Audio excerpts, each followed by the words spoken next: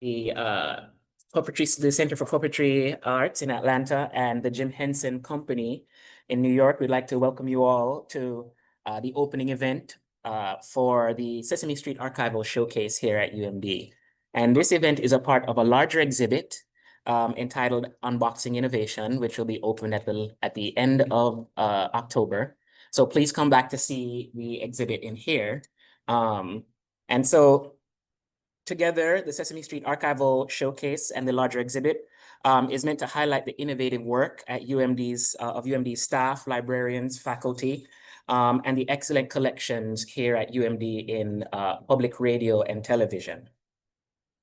Hopefully, this will be just one of a series of events around Jim Henson's legacy on campus and collaborative events between UMD and Sesame Street. I would also like to thank specifically Mike Henry, Jenny Scollart, Jill Bradbury, Sammy Popot, Paul Coate, and the financial staff of the English department, Tamika Thompson, and Jenny Greenwell and Charlene. And so thank you to them for helping to make this event possible. And so for today, I would like us all to welcome Susie Tofte from the Jim Henson Company.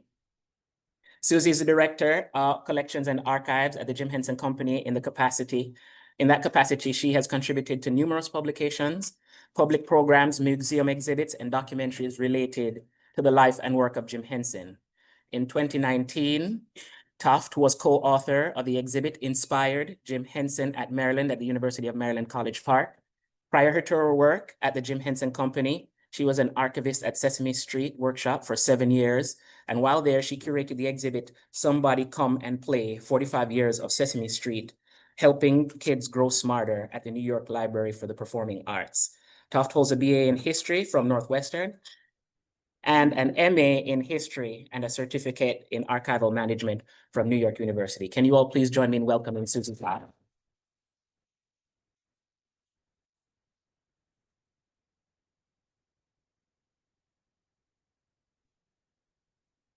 There you go. Hi, thank you for coming today. I feel very at home speaking in a library with an archive behind me. I am the Director of Collections at the Jim Henson Company, and I have put together a presentation today to talk about Jim's experience as a student at the University of Maryland. His 6 years that he spent as a student at the University of Maryland was absolutely foundational to his work that translated into appearances on late night television, Sesame Street, The Muppet Show. Everything that happened in his career can be traced back to his experience as a student here, the activities that he got involved in on campus, and then beyond his involvement in local television in Washington, D.C. So everything you're going to see in my presentation are coming from the archive, and a lot of the photography was images that Jim took, and it's artwork and all of his schoolwork is Jim's. So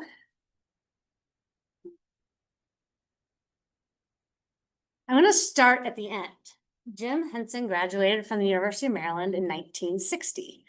By that time, his show Sam and Friends had been on the air for 6 years. He had already won a local Emmy for Best Local Entertainment. This is a picture of him on the right with his performing partner and wife, Jane Henson, holding the Emmy, which we still have.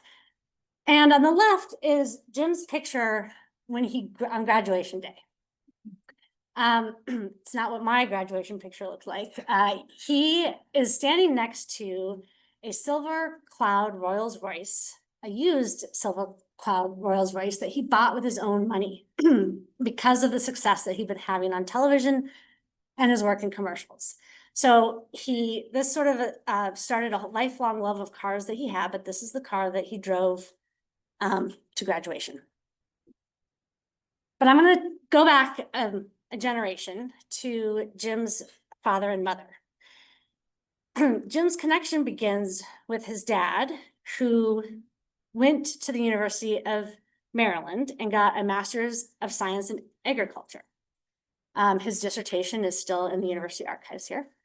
While he was a student, he met his wife, Betty, who's in the middle, that's Paul and Betty, she was working at the College of Agriculture. And then after he graduated, he worked for the US Department of Agriculture as an agronomist. And that took them first to Leland, Mississippi, where Jim and his brother Paul were born, and then back to Maryland when Jim was 12 and Paul was working at the Beltsville Agricultural Research Center.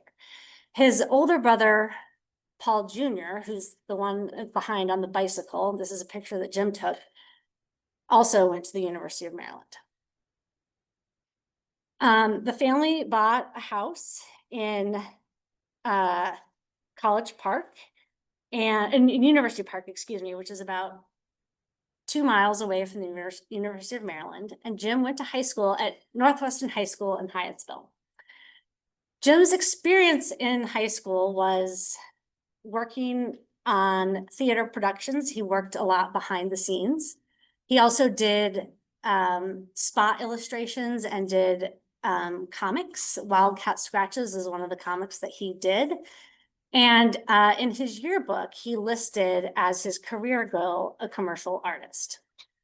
So Jim was set to be enrolled at the University of Maryland in the fall of 1954. But before he gets to the university, he gets a summer job. Jim loved television. He was fascinated by television. So he answered an ad in the paper for a children's television show that was looking for puppeteers. Does Jim know how to puppeteer? No. Does he know how to make puppets? No. But he checks out a few books from the public library, builds puppets, and gets a job on WTOP in Washington. It was a children's show that hired children, 18 and under. So you can imagine this didn't last long because of child labor laws. Anybody under 14 couldn't actually work. So his first show lasted for 3 weeks. And these are pictures that Jim took on the set. And what I love about all of this photography that we have at this time is Jim is documenting what he's seen, and he's really excited to be on television studios. Like when I go to Sesame Street, I want my picture taken on the set to prove that I'm there, right? But Jim is not in any of these pictures. He is documenting what he's seen, and he's taking it all in, and he is so curious. So after that first stint on the short-lived television show, he's got his foot in the door, he begins to build a reputation, and he goes on to other children's television shows like Circle 4 Ranch, Footlight Theater. So he's building sets and he's puppeteering. And this is what he's doing so he's already appearing on television when he starts at the University of Maryland. So Jim originally thought he was going to major in fine arts, but then he switched over to the College of Home Economics in applied arts. And one of the first courses that he took in the fall of 1994 was a puppetry course. It had 8 students in it. 7 of them were seniors in the education department, taking it as a course requirement, and Jim. It was a pretty new program, so there wasn't a professional puppeteer who was teaching the class. It was an artist, and Jim sort of walks into the classroom, and as Jane Nebel put it, who was his performing partner who was in this class, Jim sort of took over the class and really sort of became a leader in this class. He also he really had a liberal arts education. So he was taking comparative literature, astronomy, American government, fundamentals of economics, botany, principles of typewriting, public speaking. But the courses that he was most drawn to were courses that had an artistic bent to it. These 3 images of Jim was something he was taking in a 3D design class. So he was drawn to visual thinking. He was a visual artist. So and because he was doing applied arts rather than fine arts, he was taking courses that were more about expressing ideas, selling ideas. So he was taking anatomy of drawing. He was taking advertising courses. He was taking fashion illustration. This skeleton picture is from his anatomy drawing class. And I don't know if you can see this, but it says, a skeleton that's bones with all the people scraped off. So he definitely had a sense of humor. He's developing his style, and he's working in a lot of different mediums. He was curious. He always wanted to learn. Education was important to him and to his family. And so even as he began to become more successful, he always had it in mind that he would graduate from the university, graduate with a college degree.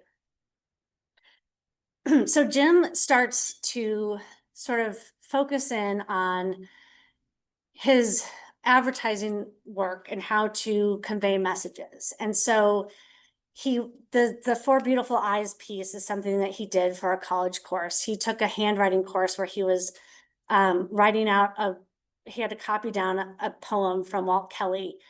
And Jim was beginning to develop design. And he also worked outside of the classroom.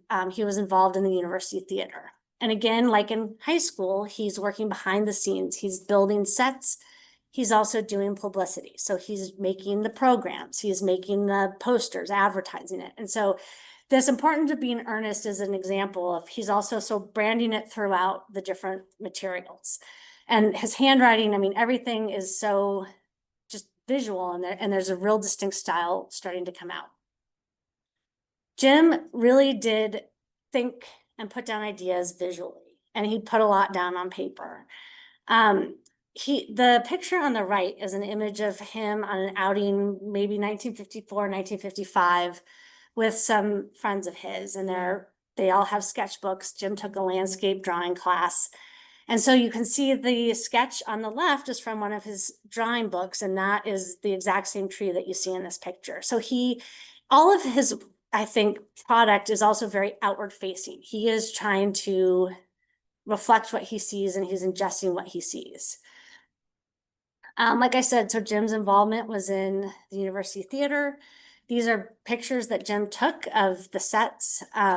He did The Dark of the Moon is just one example of some publicity material that he designed. And then you can see the set, which is on the upper right, is like the set design that he did. So you can see the trees, the jaggedy edges, they translate over into different mediums. And then the image on the bottom right is a production of Hansel and Gretel that Jim was playing around with producing in 1961. He wanted to do a stage production of it. It never actually materialized, but you can see again this throughway of the trees, and really he has his own style. So it's not enough to be involved in the university theater. It's not enough to be going to school full time. It's not enough to be on television. He also decided to start a student poster business that was located out of the student union. Now, there's a part of me, or there's a part of people talking about this involvement for Jim was about showing his entrepreneurial spirit, right? He's starting this business. I think that's one part of this, but I don't think he was as interested in sort of making money as he was in having a chance to advertise. So he was really interested in the meaning of silkscreen.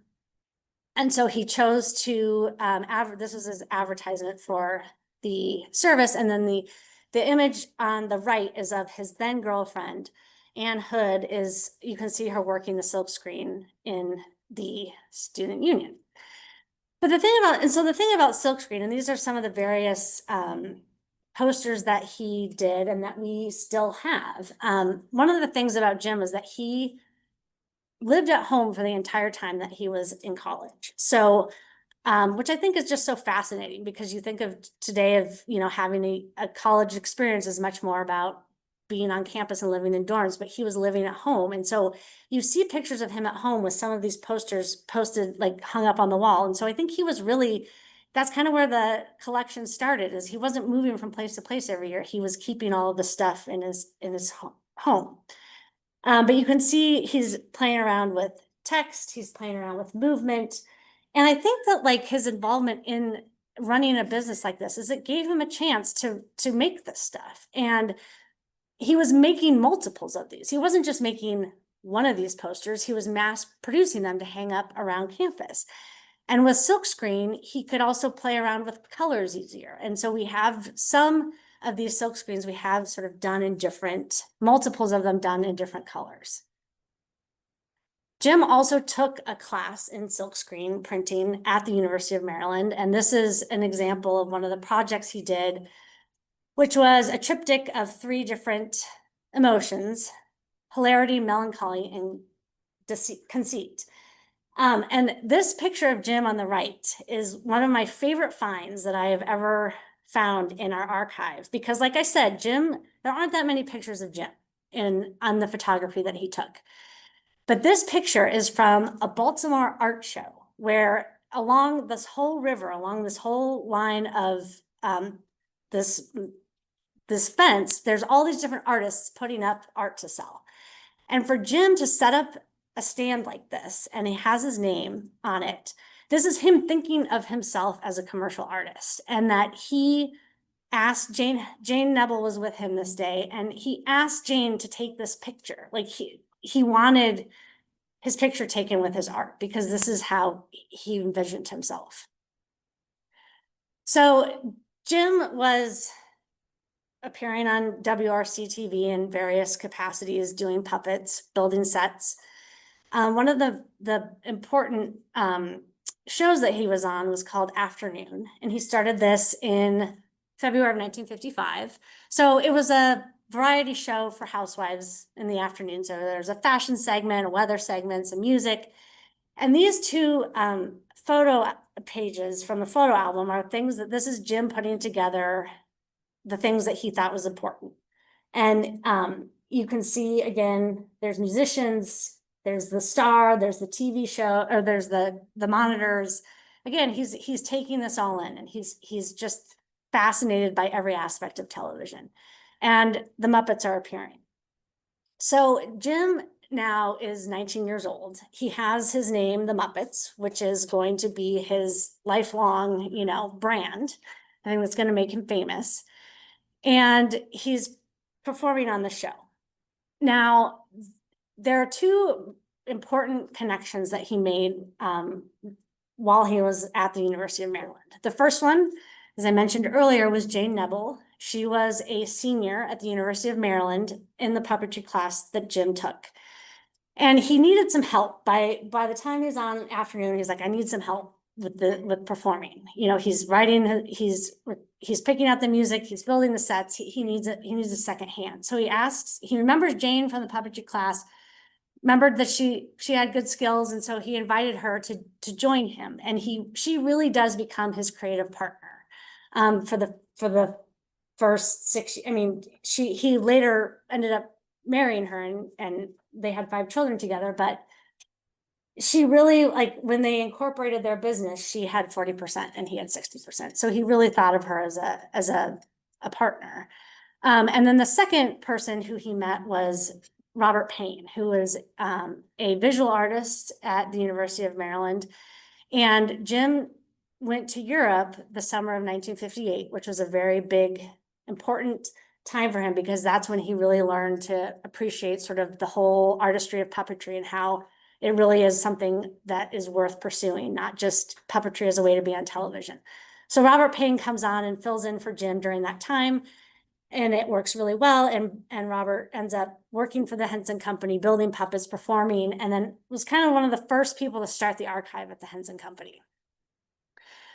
So Jim and Jane get a show, or Jim gets his show, his own show, Sam and Friends, that goes on the air May 9th, 1955. So this handwriting is Jim's own handwriting in a journal that he kept. So he was keeping important dates.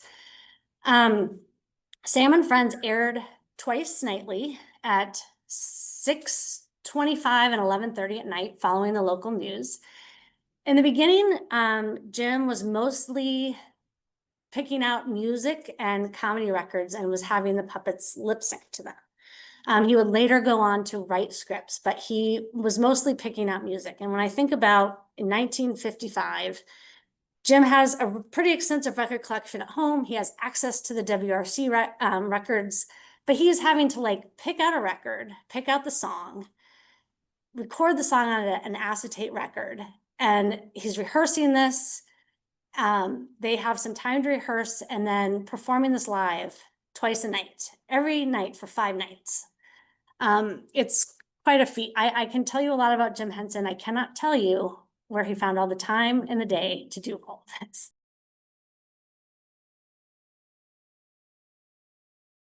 I think of, the near and far bits from Sesame Street. Like, you can see him playing with the parameters of this new medium.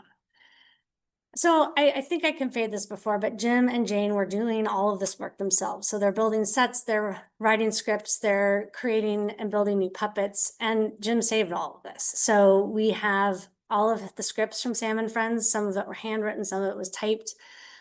We have dates of when things were when they were performed. And it's just, you know, this is an incredible amount of just work that he's doing for this show. And Sam and Friends continues on until 1961. So it goes a year after his graduation from college. These are some later photographs that Jim took of Sam and Friends when it began to appear in color, but you can see just the intricacies of the sets. And unfortunately, we don't have any of the sets. We've even asked WRC if they perhaps had anything, but I guess they were just sort of disposed of when they were finished. So another thing that Jim did is that he, continuing his interest in just working in as a multimedia artist, is he bought himself an animation stand. And one of the things that he did for WRC is he made some animated station identifications.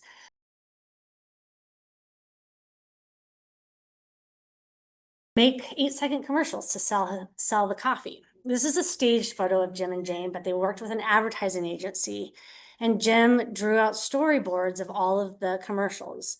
So we have all of these storyboards in our archive, and it reminds me kind of about the cartoons that he was drawing in high school, and sort of that training that he got in that to make these storyboards. He would go on to make over 200 of these commercials just for Wilkins. And by this time in 1958, Jim is not able to sort of keep creating everything in his parents' home. And so Jim and Jane get a studio in Georgetown. And this is a picture that Jim took of his studio. You can see Jane is leaning over a table working on something. There's a lot of detail in here. You can see set designs that they're doing. His silkscreen apparatus is on there.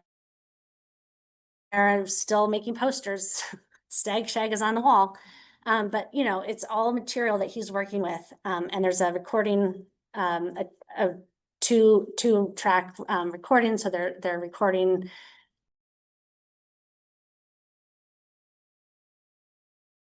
for the advertising company, but these are behind the scenes images of Jim and Jane performing the Wilkins and Wilkins commercials. I love this one on the top right where there's some sort of, you know, smoke-like substance that gets, you can see the guy in the middle is blowing it out to make it explode. And Wilkins getting, I guess it's whipped cream on him. So because products in that day and food products in that time were mostly local, it was pretty easy for Jim to sell these commercials to a lot of other products around the country. So he started recreating the Wilkins and Wilkins commercials for all sorts of product, bread, other coffee companies. So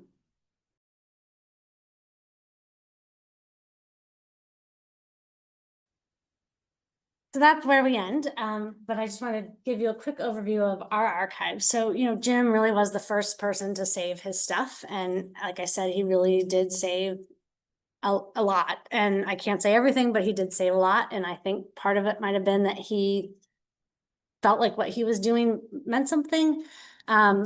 Maybe he just also, yeah, I think that was part of it.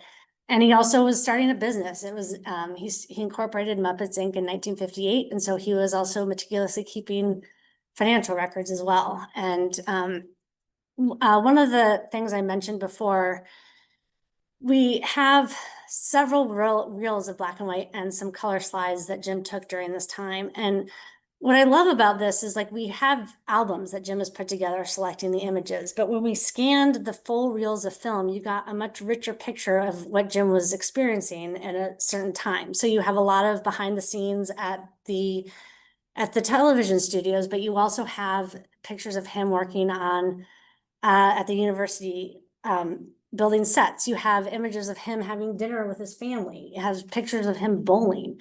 So it was like, this was his life, is that it was all mixed together on these reels of film. And it was just really amazing to get to see everything that he was choosing to document. Jim also kept a journal of sorts, as we call it, the Red Book. And he started it in 1965, but he does backdate it, which is where some of those entries came from in the presentation. And he basically like kept day books and then would go back about every 6 months and fill in the important dates. And so it says the life and times of the Muppets is documented by Jim Henson and began this 7th day of June in the year of our Lord, 1965. And he kept this up through the late 80s. And so it's really a really important document for us as a blueprint to figuring out what he thought was important in his life and to, just, it's amazing. We also have a lot of artwork of Jim's at this time. Like I said, we have coursework, we have the silk screens, we have designs that he did, character designs. And the thing is like he was designing works on paper until about 1975 when the Muppet Show starts, and then everything gets to be too much, and we really don't have as much artwork. So that again, this really early period, we're seeing we have all this rich material of things, works on paper. And so a big part of our job as the archive at the Jim Henson Company, and my colleague Karen Falk is the director of the archives, and I think she's coming back here later to talk about how Jim got to Sesame Street. But our roles are to preserve and present Jim's life. And Jim's widow, Jane, when Jim died, started a Jim Henson legacy and also really thought it was important to continue telling his story. So we have the Museum of the Moving Image in New York has a permanent Jim Henson exhibit, as does the Center for Puppetry Arts in Atlanta. And the American History Museum at the Smithsonian has his original Sam and Friends puppets, as well as Sesame Street and Muppet characters. There's also a lot of publications out there about his life. Ron Howard made a documentary that's on Disney Plus about Jim Henson that came out last year, which I highly recommend.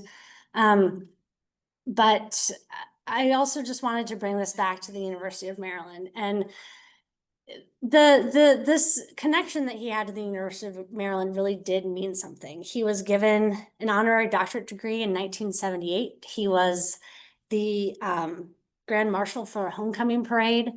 And after Jim died, his widow had this work to have this bench made.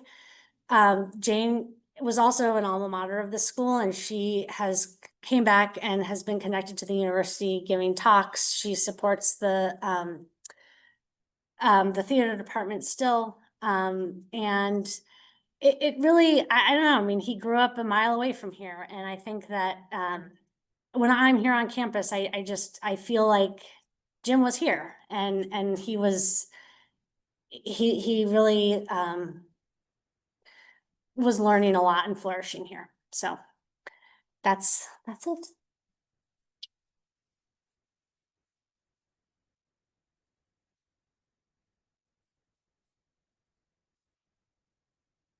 Thank you so much. If anyone has questions, we do have some time to take a couple of questions from the audience. Just give me a hand. I'll run the mic over to you. And for our friends joining from Zoom, you can feel free to put something in the chat and I'll read it out loud here in the room. Anyone? Okay, Grace, thanks. Hello. I know that Jim Henson did work with more like adult themed Muppets, and I know that he got involved in the beginning days of SNL. How does that still play into his legacy and what that's talked about? Because I know he was depicted in the SNL movie that came out last year. Like what happened to those things as well? It's just Jim was really he didn't want to be thought of as a children's puppet performer, and so a lot of his work leading up to Sesame Street was more adult oriented, because it was appearing on late night television, his commercial work, and the SNL. So he starts on Sesame Street, and obviously that takes his career in a whole nother direction. I don't exactly know how he ended up on SNL, but he was on it the first year, and it wasn't very successful. In part because he couldn't write for them. They had to rely on the writers for Saturday Night Live were writing the script. So I think there was some frustration on his end. There was some frustration from the writers and the performers because it really wasn't a good match. But those puppets they are actually on exhibit at the Museum of the Moving Image right now. And so there was this, again, Jim remaining to be this like multimedia artist, he also wanted to be a filmmaker. And so he was starting to make independent films in the 60s. So he was sort of playing around with who he was and who he wanted to be. And I don't honestly know like how he got there, but it was a short-lived thing. And then right after that, he got the call that the Muppet Show had been greenlit. And so he ended up doing that in England. So I think it was a mutual parting of ways in that, but yeah. Any questions? Oh, no, the expert. Thank you for that. Susie, I was wondering, how does one become an archivist at the Henson Company? Luck. Yeah, I mean, my own personal circumstances was that I actually, when I first moved to New York, there was a program at BAM, which is the Brooklyn Academy of Music, where my colleague Karen Falk was presenting a work of Muppets 101 clips, much more clips than what I showed you. I was like, oh man, this is amazing. And I was a history major, decided to go to school for archives. And I remembered in the back of my head that there was this archivist for Muppets. And she so happened to be taking interns at the time. So I did an internship with her. I went over to Sesame Street, but so that's how I got there. But I feel lucky. Those important internships. Mhm. Any questions for me? Chad has a question. Thank you so much for your thoughts. Susie. Yeah. Could you a little bit more about James' time as a student at UMD? Yeah. Yeah, I know that you might not know as much about her separate from Jim, but I'm just curious about what we do know. Yeah, that's a great question.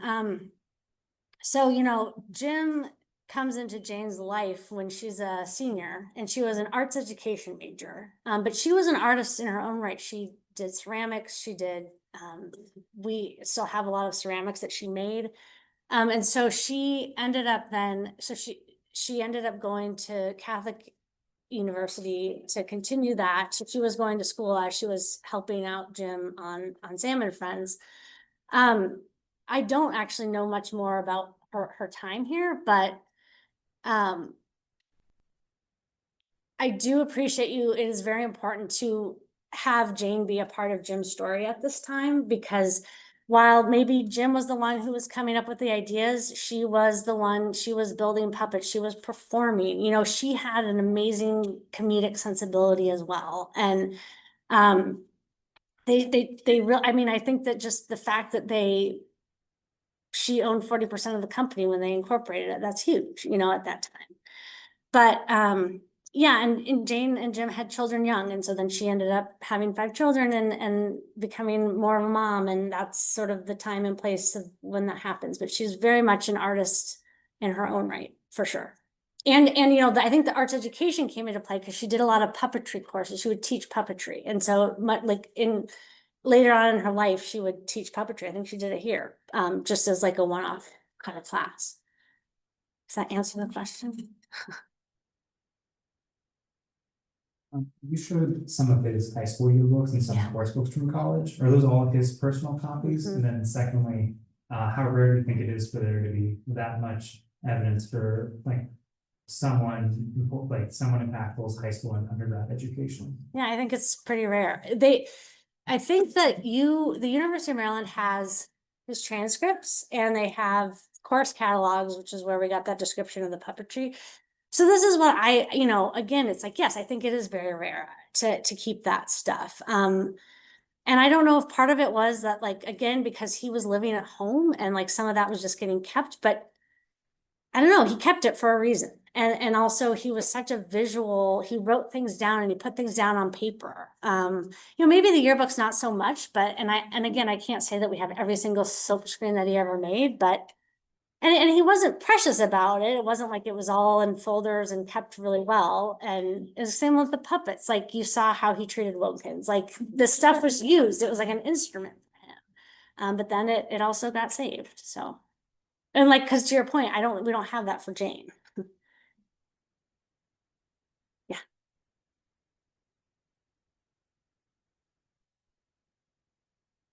I guess I have 2 questions regarding Jane Henson. One is she still alive? And the second is, does she do like talks or presentations sometimes? So Jane is no longer alive. She died in 2014. But there are definitely recordings of her being interviewed. I don't know them exactly, but I can certainly, you can find footage of her talking, for sure. Yeah. And I will say Jane was always wanting to put herself behind Jim. And so she was always wanting to present about Jim, but she deserves the credit too. Thank you so much. Mhm. Can you talk a little bit about the tension between archives being a little more in the background and this being oftentimes for children and oftentimes for the public, like television is very public and children are very hands-on, but archives kind of have the reputation of being a little bit in the back corner. Does that make sense? Maybe, I think so. So, yes, there's the Jim Henson Archive is a private archive. So there's definitely like access is a little bit, there's some gates to be crossed there, but we do really try to present and display and put the stuff out there because like, as Karen Volk, my colleague says, it's like, it doesn't really do so much good sitting in a drawer, but then you have to balance that with conservation aspects. Jim drew a lot in like magic marker in the 70s, which is just horrible to expose to things. So sometimes what we'll try to do is we'll have like sort of a storyboard that we'll display, and then we try to keep one back that's like never been displayed to kind of balance that out. But I would say that our archive tries to err on the side of presenting and showing.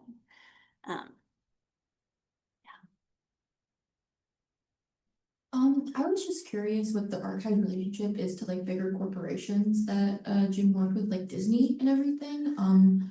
Does any of the stuff like belong to you guys, or does that go like straight to them and that's like housed by them? Oh, that's a good question. So we have all of so like when the Muppets were sold to Disney, there was a division, and so we basically we handed over anything that was sort of directly related to a production. So but we still have a lot of work, like scripts and stuff from those shows that he worked on, and very much anything that was in his hand is ours. Directing scripts. We donated, the Jim Henson family donated about 400 puppets to these museums, because puppets are not easy to maintain and preserve, as Ryan knows.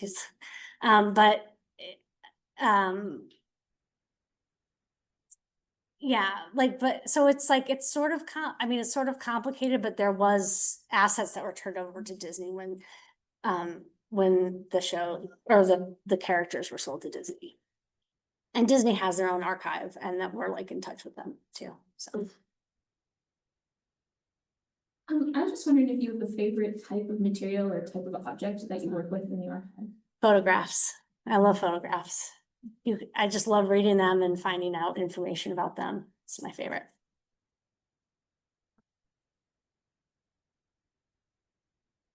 Speaking of items in the archives, have you gotten to interact with any of the puppets? Do you have any particular favorite stories regarding that? Well, we have tried to really donate most of them to museums, but yeah, anytime I see a Jim Henson Muppet, I get it's awesome. We have, so Ryan Lintelman is the curator at the Smithsonian who oversees the original Salmon and Friends puppets. And so he has the original Kermit, and we have the second Kermit in our collection, which was the one that still had rounded feet, wasn't so much a frog, but was the one that appeared on late night television. I also so the Jim Henson Company is based both in LA and in New York, and the majority of our workshop in New York is a puppet workshop. So we still build puppets for Sesame Street, even though we don't own those puppets. So I don't know if that answers your question. I mean, Roosevelt Franklin is here. He's awesome. A little pink. If you have not seen yet, take a moment after this talk to go see Franklin on display inside the Maryland room. Again, that is in the room, so no food, no water, make sure your hands are clean and you have to sign it. Kind of two-parter. A, who is your favorite Muppet? Oh. And B, what goes into like taking care of a Muppet? What goes into maintaining and archiving and preserving? Yeah, that's a good question. So.